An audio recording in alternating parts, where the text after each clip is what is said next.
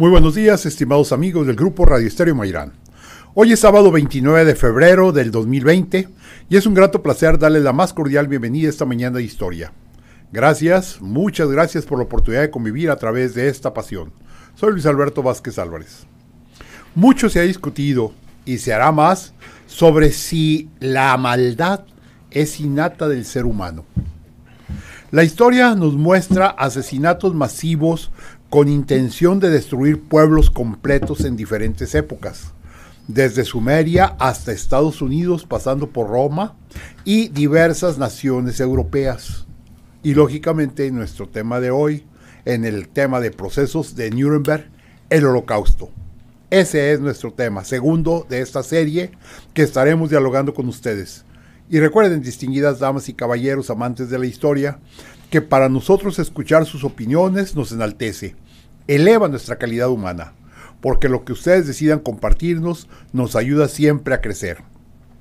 Todos ustedes son muy valiosos para nosotros, por ello les invitamos a que con toda confianza nos brinden su visión del tema y nos honren con ella. Con mucho agrado, damos la más cordial bienvenida a nuestros invitados. Ignacio Salcido, licenciado en Derecho y maestro en Derechos Humanos, dedicado al libre ejercicio de la abogacía. Muy buenos días, Luis Alberto, muy buenos días al auditorio. Carlos H. Huerta, licenciado en Derecho y maestro en Derecho, catedrático universitario y abogado consultor con acentuación en amparo. ¿Qué tal, doctor Vázquez? Muy buenos días, muy buenos al panel y a los radioescuchas. Luis Fernando Garay Contreras, licenciado en Derecho, maestro en Derecho Fiscal y abogado dedicado a al libre ejercicio de la abogacía. Muy buenos días a todos los panelistas y muy buenos días al auditorio. Bien, para iniciar nuestro diálogo, nada más déjenme comentarles que tendremos como música de fondo el tema de la lista de Schindler de John Williams. Bueno, pues la semana pasada tuvimos oportunidad de platicar la forma como se fue ascendiendo por parte del partido nazi al poder para llegar a lo que hoy analizaremos ya como el mismo Holocausto. Sin embargo, por ejemplo, valdría la pena empezar nuestro diálogo con un análisis del derecho penal, pero enfocado hacia el enemigo. Y Carlos H. Huerta nos va a hacer favor de platicarnos. ¿Qué tal? Buenos días otra vez, panel, auditorio. Pues sí, miren, es tremendo, como dijimos en programas anteriores, que no obstante que había un nuevo régimen jurídico, la Constitución de Weimar, que fue la segunda constitución garantista de un Estado social que hablaba Rousseau, hablaba de un Estado social de ver por la causa de los trabajadores, por la causa de los campesinos, ya saliendo del Estado, así vamos a decir, tradicionalista, conservador, en el buen sentido de la palabra, y de alguna manera pues se contradice con las políticas nazis que empezaron a tocar. Hay un punto importante antes de abordar este tema. Voy a ir alternando la historia con la doctrina jurídica. En primer término es oportuno hablar de los famosos congresos de Nuremberg, dirán, ¿por qué Nuremberg? Ahorita platicamos previo a la transmisión del programa, y veíamos que Nuremberg fue algo icónico porque fue la sede oficial del partido nazi en los años 20. Hacían actos apoteósicos, así como viejo adagio, al pueblo pan y circo. Entonces había discursos, había espectáculos deportistas, y por eso fue algo fundamental de que, por ejemplo, la segunda Copa del Mundo fuera en Italia, bajo ya el régimen fascista, y tuviera un éxito el campeonato de la escuadra Azzurri, y después los Juegos Olímpicos de Berlín. Hay un icono ahí tremendo de aquel famoso atleta fondista, Jesse Helms, que gana la medalla de oro y que tuvo que librar muchas barras, primero que nada por ser de origen afroamericano y una lucha interna por parte del comité norteamericano, y luego llegar y ganar la medalla de oro y estrecharle la mano al Führer, que ya se vislumbraba más o menos por dónde iba esa tendencia, pues son escenarios así muy, pues vamos a decir que fueron su caldo de cultivo. Pero bueno, vamos a dejar a un lado esto, vámonos a las cuestiones jurídicas. Entonces, las tesis del derecho penal del enemigo a lo largo de la historia jurídica tienen muchos aristas, muchos asegúnes, podemos decir. En primer término, todos los países en alguna época han sido de alguna manera conservadores, proteccionistas, unos más al extremo, de ahí que sea mucho la xenofobia hacia el extranjero por temor a ser invadido, conquistado. Entonces, estas tesis los empiezan a reforzar un poquito más. El delincuente común y corriente, bajo esta tesis, que recogieron muchos alemanes, por cierto, era el delincuente casero. Inclusive puede ser un homicida, puede ser un homicida culposo, crímenes de bagatela, o algún ladrón, no sé. Eso eran considerados, pues, el derecho penal del ciudadano. Cualquier ciudadano, en un estado garantista, obviamente, derecho, primero que nada, a la presunción de inocencia, a un debido proceso legal, a una defensa adecuada, a una serie de subsanaciones jurídicas por parte del tribunal en aquellos aspectos donde se pueda ver debilitada la igualdad, su derecho a defensa. Bueno, en las tesis del derecho penal del enemigo, el enemigo en primer lugar deja de ser considerado como persona. Ya a partir de ese momento, estimado auditorio, panel, se empieza a desnaturalizar los procesos penales, porque esa persona considerada enemigo es enemigo del Estado. Entonces, si seguimos acá las tesis rusonianas del Estado social, que la Constitución no viene a ser más que un pacto social de gobierno y sociedad para entendernos mejor, para diseñar el proyecto de nación, ahí se viene a romper precisamente ese principio. Entonces, esa persona es considerada como un enemigo del Estado. Entonces, deja de ser persona. Mientras al delincuente, ¿qué es lo que se busca? Bueno, si hay una presunción de inocencia, pues será exonerado por los tribunales. Pero si hay un principio de culpabilidad y es acreedor una sanción penal, pues la sanción como una retribución y con la esperanza o expectativa de ¿qué? De ser después readaptado y reinsertado en la sociedad. Acá no, acá se habla de una extinción, de una eliminación, porque ni siquiera llega a ser considerado como persona. Lo ponemos esto ahorita en el contexto de los derechos humanos. La transición que tuvimos en México de garantías individuales deja el individuo el ciudadano de ser individuo, porque el concepto de persona es un concepto más amplio. Podemos hablar de colectivos, como ahora lo que se trata el colectivo feminista, el colectivo de las comunidades LGTBI, el colectivo de los discapacitados, el colectivo de los sordomudos, el colectivo de los menores. Entonces estamos hablando de una protección más amplia. Entonces, de entrada excluyen dentro de este colectivo y su carácter de persona a este tipo de individuos que atentan contra precisamente el Estado. Bueno, vámonos a la evolución histórica. Nuremberg, como les dije, pues fue muy icónico en este momento la organización del partido nazi, y empiezan precisamente las primeras leyes que les voy a decir que sí, cronológicamente no eran esencialmente leyes penales, eran leyes administrativas. Aquí tengo una pequeña cronología, nada más para que se den una idea. No las voy a citar todas, pero vamos a ver cómo va evolucionando. La primera fue de 1933, precisamente, cuando se limita al número de estudiantes judíos en escuelas y en universidades. Y luego viene otra un poco más adelante, ahí donde nos afecta a nosotros como abogados.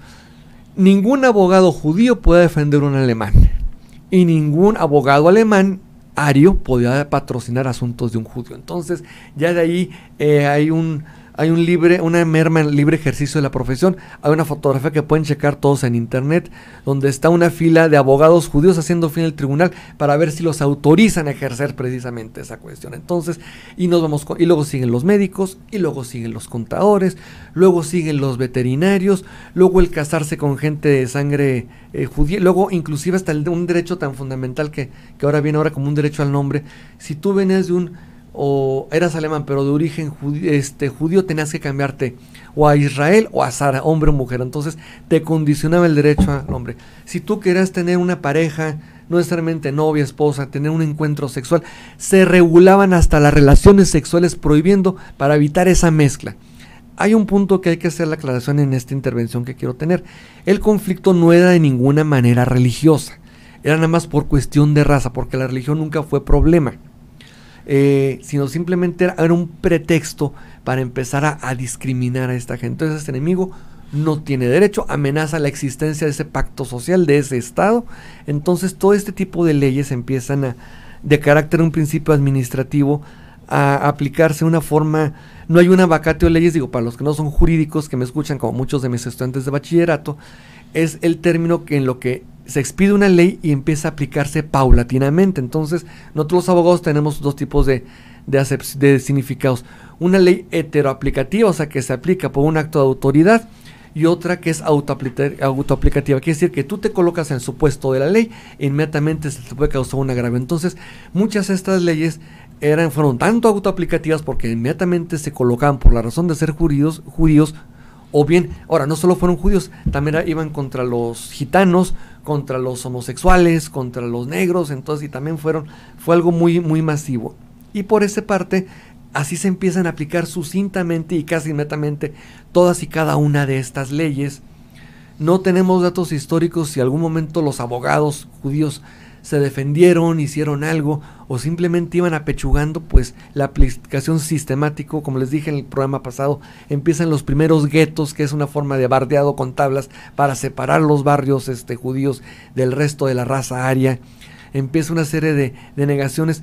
Ahí, como platicamos la otra vez, una charla ahí en el Colegio de Abogados, empieza la primera ley de extinción de dominio, confiscarles esos bienes sin indemnización, sin derecho a la nada jurídica, a la nada material.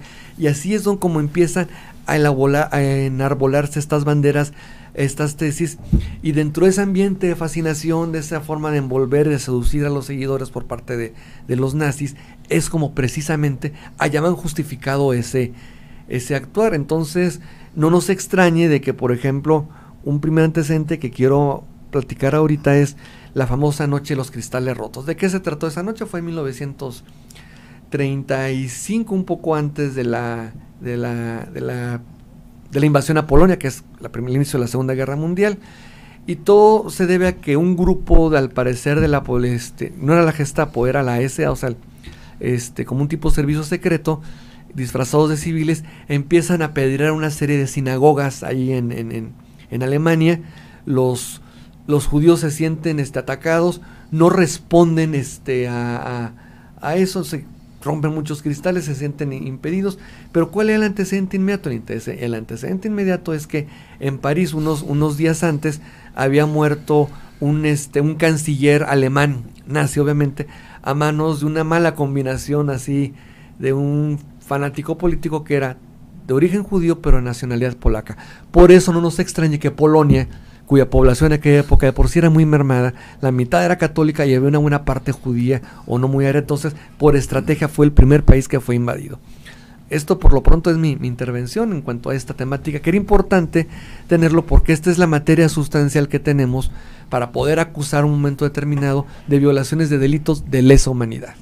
Muy interesante, Carlos, realmente es muy atractivo este concepto, las leyes que mencionaste, porque van a dar lugar aquí son leyes, lo que acabas de platicar son leyes, son actos de la autoridad para justificar acciones que más adelante van a ser ya efectivas, que ya se van a aplicar directamente a los habitantes de Alemania, que no eran alemanes, básicamente puros. Sí, Luis Fernando Garay. Si yo quisiera también agregar que hagamos un ejercicio de imaginación, nos situemos en aquel momento, en enero de 1933, está Alemania de una manera convulsionada, vienen embates del partido nazi creciendo desde 1920, como bien acaba de comentar Carlos, tienen este cambio y esta como fascinación por Adolfo Hitler, y en enero toma el mando, el liderazgo en Alemania, Adolfo Hitler. De allí vienen cambios muy rápidos, empieza con tener el control inclusive en el legislativo. Él hace una propuesta que no, por mayoría no la gana. Había opositores a estas ideas que tenía de este régimen de parte de Adolfo Hitler, y en el mismo febrero él busca un cambio. En marzo tiene una idea en la que él se da las facultades para legislar, y a partir de allí, cuando se unifica el ejecutivo con el legislativo, imagínense todas las propuestas bajo esta mente con este odio en contra de las razas, empiezan a haber cambios que se autorizan. Y a la par tenía la fuerza bélica o militar, en la que empezó a asesinar, o comenzaron a aparecer asesinados gente que era opositora a sus ideas. Esto llevó a no nada más a la gente que tenía un interés por a participar en la política para su país, sino en la misma sociedad. Empieza ya a mandar la señal que va a ser un autoritarismo, una dictadura absoluta. Se hace del poder al final en julio, en unos pocos meses, toma el control absoluto de Alemania. Y empieza a abolir efectivamente, empieza a mandar propuestas donde decía que se acababan los derechos de los judíos, empieza a aplicarse sus ideas respecto a la segregación y los derechos de la gente por ser judíos. Ahorita quisiera comentar un poquito más amplio, vamos al regreso del siguiente segmento, sobre las víctimas, lo que fue propiamente los efectos del Holocausto. Excelente. Sí, vamos a hacer una breve pausa y bueno, pues empezamos a ver cómo se empiezan a justificar con actos de autoridad ciertas actitudes que van a venir a ser pues el culmen de todo este problema del Holocausto. Vamos a una pausa.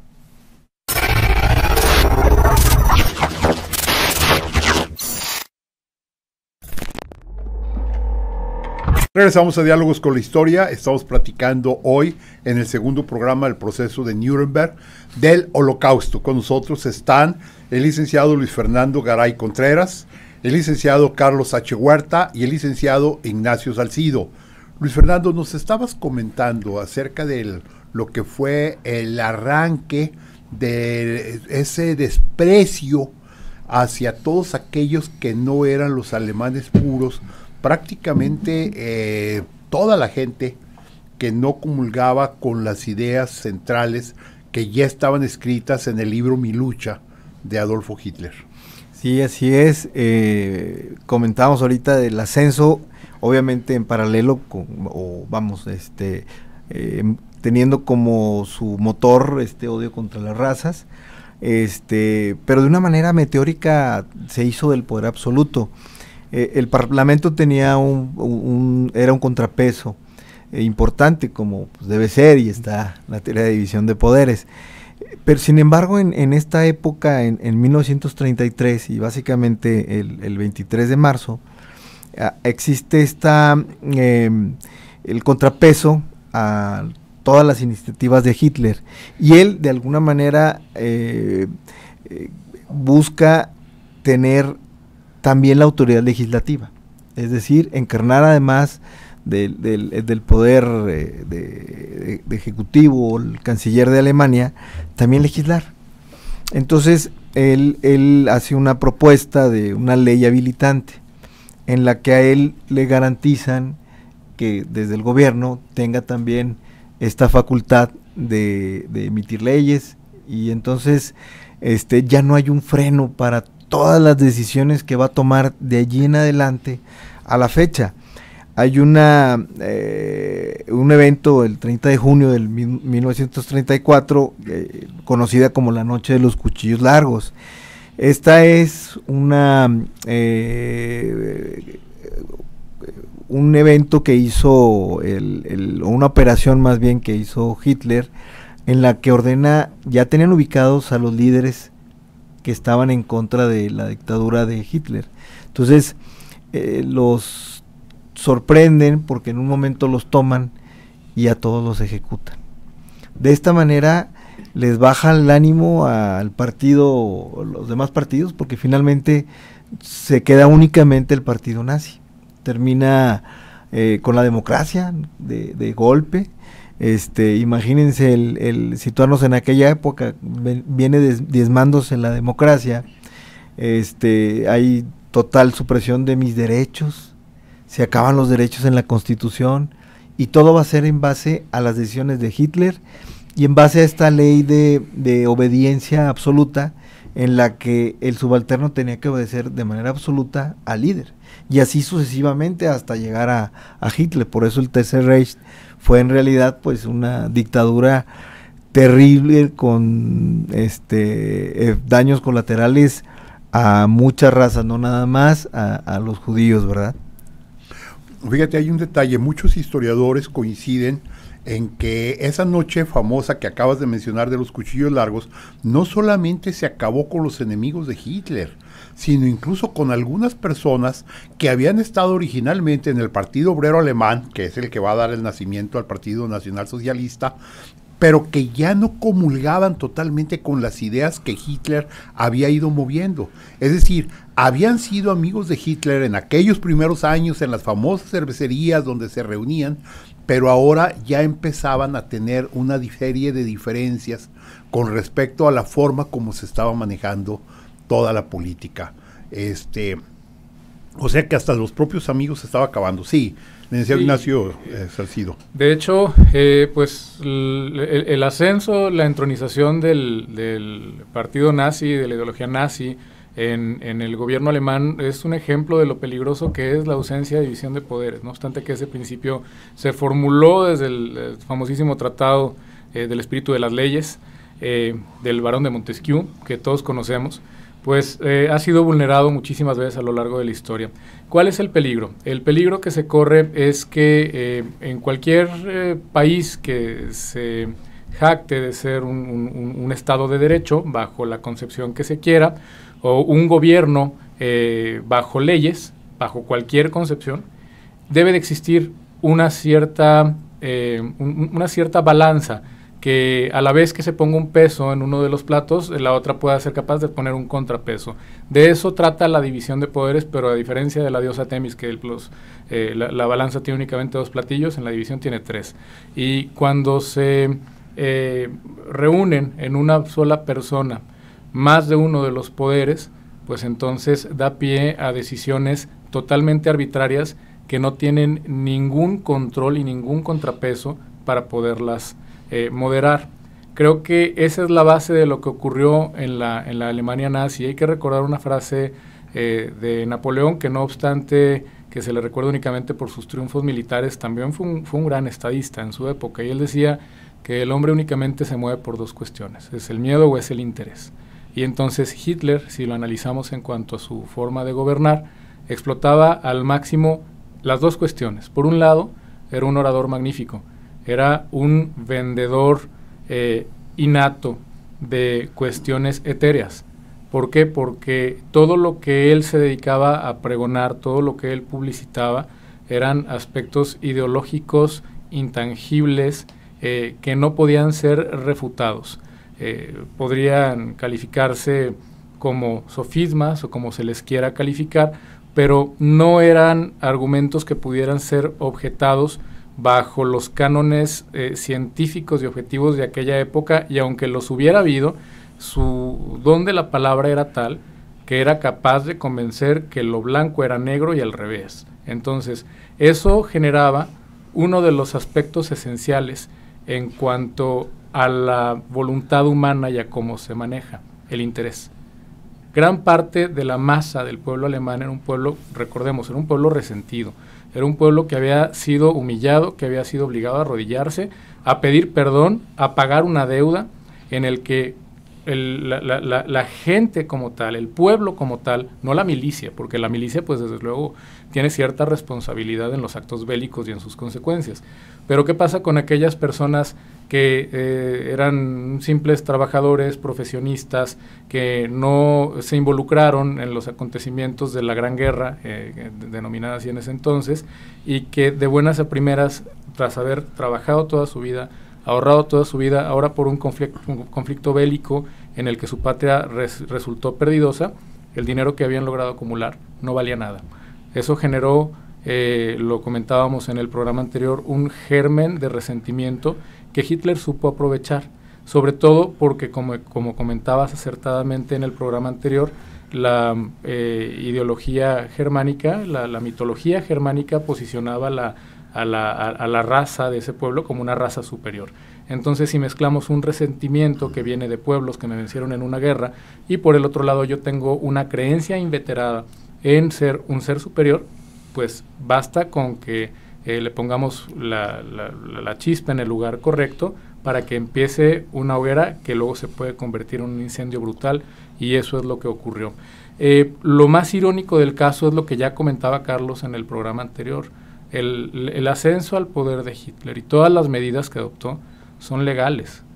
No hizo nada en contra de la ley. Ese fue, adelantándonos un poco, ese fue el primer problema al que se enfrentaron las personas que luego vencieron en la guerra y que quisieron someter a juicio a todos los que habían intervenido en el régimen nazi. ¿Qué voy a juzgar si realmente no se hizo nada fuera de la ley? Esto nos trae a colación, para nuestros radioescuchas que no son abogados, un tema muy importante. ¿Podemos hablar de leyes justas o no? Es decir, podemos decir que cualquier norma que cumpla con los requisitos formales para su expedición es una ley y por tanto debe ser observada o no. La corriente que dice que sí, pues sabemos que el principal defensor del juspositivismo es Hans Kelsen. Todos hemos escuchado de él. Por cierto, de origen judío y que tuvo que refugiarse en Estados Unidos. Y autor de una pirámide que nunca dibujó. Que no era pirámide. Y entonces, la corriente juspositivista, no me voy a meter mucho en tecnicismos, lo voy a explicar muy llano, dice, si la ley dice que la ley es lo que expide el Congreso y que es promulgado por el Ejecutivo, entonces cualquier norma jurídica que cumpla con esos cánones es ley y debe ser obedecida. En cambio, hay otra corriente que es más o menos la que actualmente impera, que es el justnaturalismo. Yo sinceramente no estoy muy de acuerdo tampoco con el justnaturalismo duro, porque nos dice que las leyes son anteriores inclusive al Estado, que son prácticamente como aquellos valores ideales que el mundo de la filosofía griega decía que se podían ver y tocar. Y desde mi punto de vista, pues eso es un desatino. No podemos inhalar y percibir la justicia, no podemos tocar algo y decir esto es verdadero o esto es falso.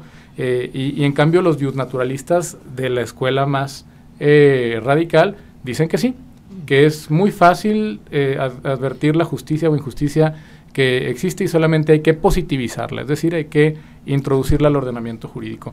Bajo la óptica positivista, que es la que imperaba en aquella época, y actualmente todavía hay muchos defensores, yo digamos que tengo un conflicto interno entre mi juspositivismo y la otra corriente. Todos los cánones legales bajo los cuales se instauró la dictadura nazi fueron perfectamente legales, valga la redundancia, en el sentido de que fueron leyes válidas. No hubo una sola ley que no fuera válida. Lo que sí comenzó a generar un rechazo fue la inobservancia de lo que comentó Carlos al inicio de este programa. Antes no existía propiamente un código militar. De hecho, propiamente no lo hay. O sea, sí hay un tratado que dice cómo deben de conducirse las naciones cuando tengo que declararte la guerra, no puedo nada más llegar a invadirte. Hay normas, cómo trato a los prisioneros de guerra, todo ese tipo de cuestiones están reguladas. Sí, en aquel momento no. Pero lo que sí no se valía bajo cánones de aquella época era lo que hacía Alemania, que era una traición pero dura. Un día estoy contigo firmando un tratado de paz y al día siguiente te ataco. Es decir, tenían como encargado de las relaciones exteriores, como ministro de Relaciones Exteriores, a un personaje muy famoso, Joachim von Ribbentrop, y él era el delegado de Hitler para engañar a los países. Por un día iba y les decía que todo iba a estar bien, que por ejemplo la invasión de Polonia iba a parar allí, y al día siguiente iba y atacaba con la famosísima Blitzkrieg, la guerra relámpago, que le funcionó muy bien durante todo el tiempo en que tuvo éxito su expansionismo. Me consideré muy importante entonces precisar, porque mucha gente no lo sabe, y me incluyo, que todo lo que hizo Adolfo Hitler para llegar al poder y para darle al pueblo judío y a las minorías infrarrepresentadas, que muchas lo siguen siendo actualmente, irónicamente, como los homosexuales, fue legal. no hubo un ápice de ilegalidad analizado bajo el punto de vista del positivismo. Fíjate que muy interesante esto que acabas de mencionar, muchos aspectos, porque bajo esta supuesta legalidad había una serie de antecedentes históricos importantes. Por ejemplo, podía Hitler en esas condiciones criticar, qué sé yo, al propio Calígula, quien nunca respetó al Senado, que era precisamente lo que podríamos llamar el poder que hacía la oposición al emperador. Y Calígula o también Nerón, un momento. Sí, claro. Yo ponía un ejemplo, pero podían ser varios. E inclusive, por ejemplo, esta política de Ribbentrop sobre platicar y atacar, ya la había llevado a cabo Japón previamente, con la guerra ruso-japonesa en 1905, cuando en Vladivostok, estando platicando los delegados de Rusia y los delegados de Japón sobre la paz, en ese momento Japón ataca y destruye la flota rusa que estaba en Vladivostok y logra obtener de esa manera esos resultados. Entonces estamos viendo cómo de alguna forma se van modernizando ciertas actitudes, ciertos aspectos. Carlos. Sí, pues al final de cuentas son estrategias de guerra. Hitler pues tenía manejado muy bien su marketing político con precisamente. Yo nada más quisiera apuntar, por ejemplo, los autores, los padres de estas leyes nazis, pues son precisamente su abogado William Frick, que era ministro del Interior, así como también Julius Streicher como coautor. Entonces fueron fabricando, como tú dices atinadamente, Nacho, o sea, dentro de un parámetro de legalidad, que después cuando asume el poder absoluto, tanto como canciller y presidente, pues extingue los partidos políticos, extingue todo lo que le haga un contrapeso político real y empieza a hacer ese dominio absoluto. Entonces, como en esa legalidad y sustentado por el pueblo que lo tenía embelesado, es lo que va a ser materia, por cierto, al anuncio de un artículo monografía que va a publicar el Colegio de Abogados, que es precisamente el populismo penal, precisamente. Gracias, Carlos. Vamos a hacer una breve pausa y continuamos platicando ahora con el Holocausto.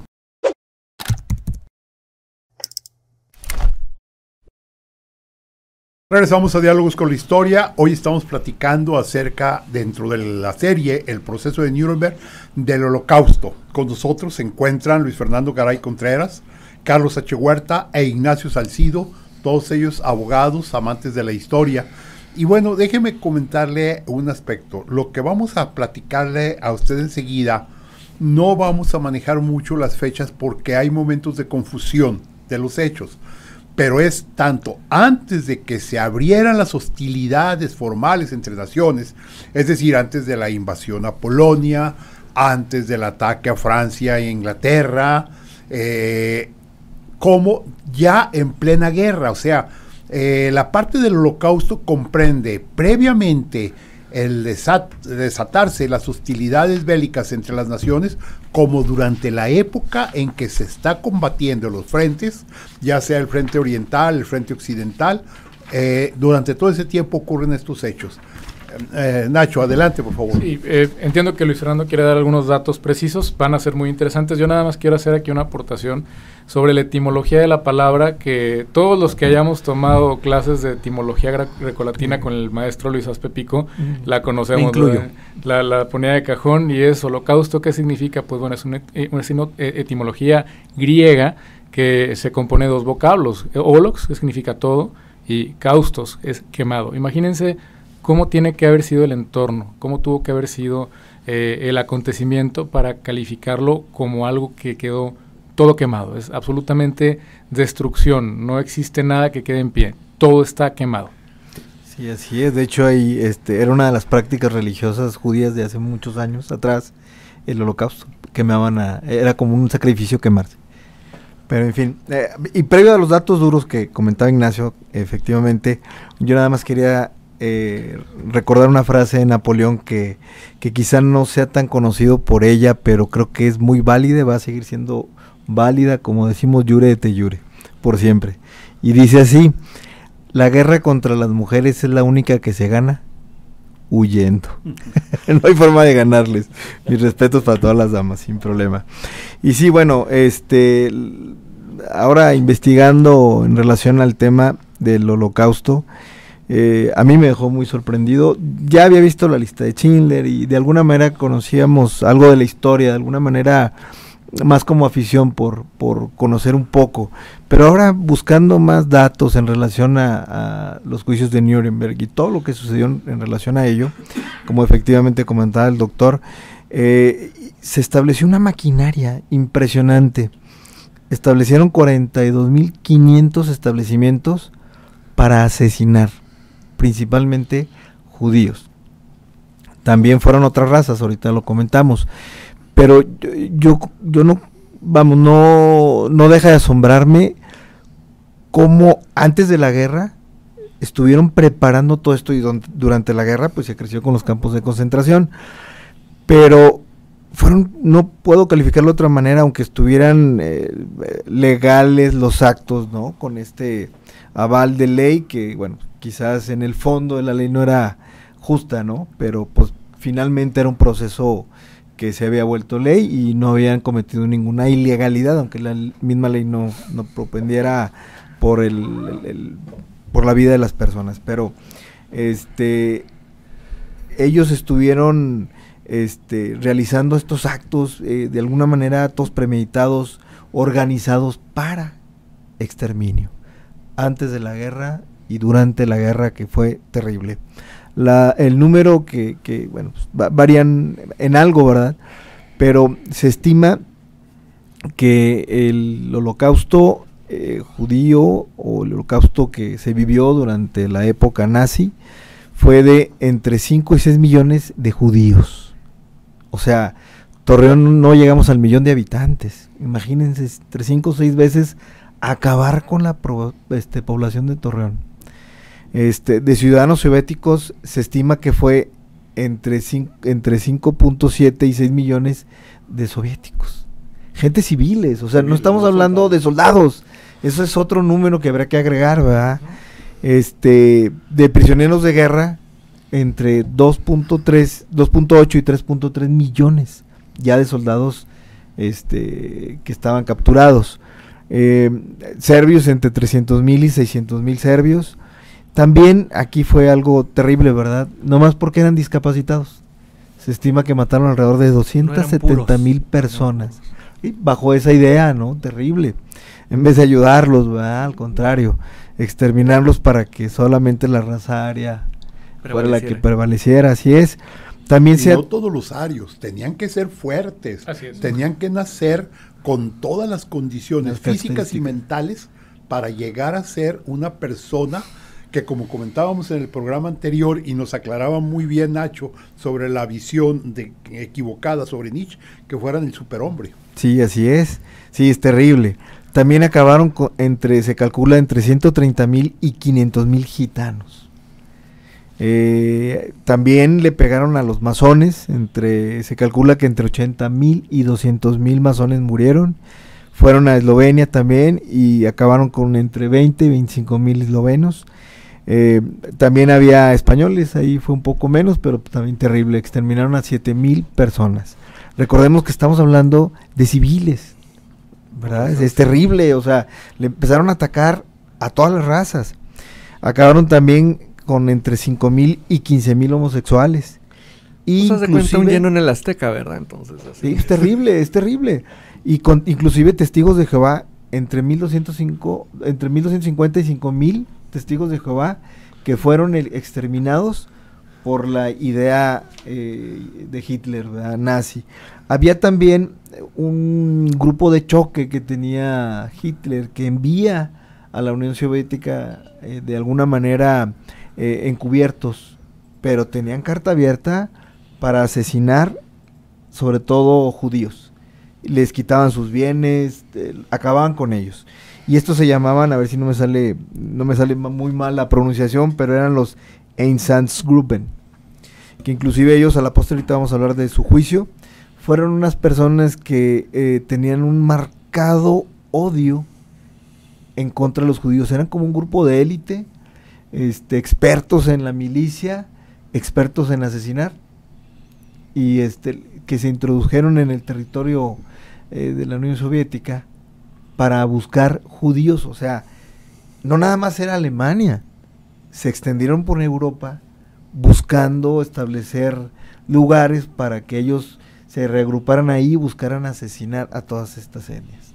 Muy bien, datos muy contundentes, Luis Fernando Garay.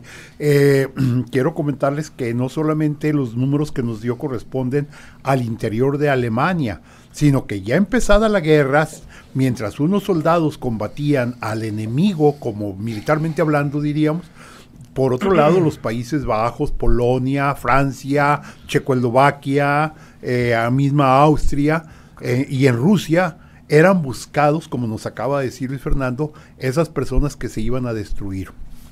Sí, pues al final de cuentas yo quiero, como si fuera un alegato de apertura ahora en los procesos orales, quiero citar a Gunther Jacobs, que es el autor del libro de Derecho Penal del Enemigo, donde cita a su vez a Emmanuel Kant, alguien también con quien yo creo que Nacho va a estar con mucho conflicto por esa lógica al extremo. Dice: el derecho penal del ciudadano es el derecho de todos.